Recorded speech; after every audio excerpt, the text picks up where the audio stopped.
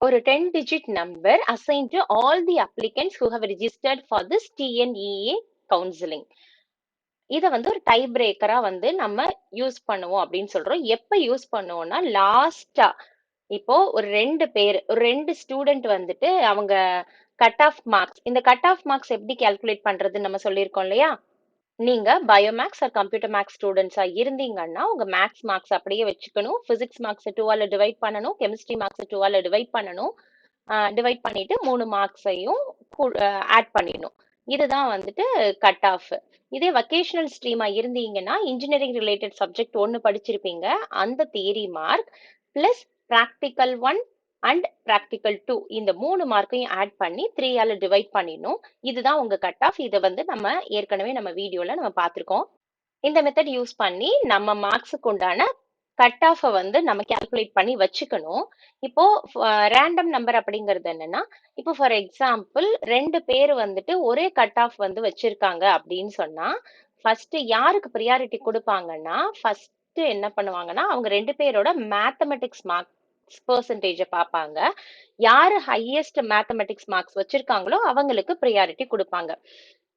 If in case 2 பேருமே வந்துட்டு ஒரே கட் ஆஃப் ஒரே மேக்ஸ் மார்க்ஸும் 2 பேருமே ஃபார் எக்ஸாம்பிள் 95 வச்சிருக்காங்க அப்படின்னு சொன்னா then they'll go to physics percentage. Physics பெர்சன்டேஜும் வந்துட்டு ஒரே மாதிரி இருக்கு அப்படின்னு சொன்னா அதுக்கப்புறம் ஆப்ஷனல் சப்ஜெக்டோட பெர்சன்டேஜ் பார்ப்பாங்க. இப்போ மேக்ஸ் பிசிக்ஸ் ஆப்ஷனல் சப்ஜெக்ட் இந்த எல்லா பெர்சன்டேஜும் ஒன்னா இருக்கு அவங்களோட ரேங்க் அதாவது கட் ஆஃபும் ஒரே மாதிரி இருக்குன்னா then they'll go to class 12ஓட பெர்சன்டேஜ். 12th அவங்க எடுத்த மார்க்ஸோட பெர்சன்டேஜ் பார்ப்பாங்க. யார் அதிக மார்க்ஸ் எடுத்திருக்காங்களோ அவங்களுக்கு வந்துட்டு ப்ரியாரிட்டி கொடுப்பாங்க.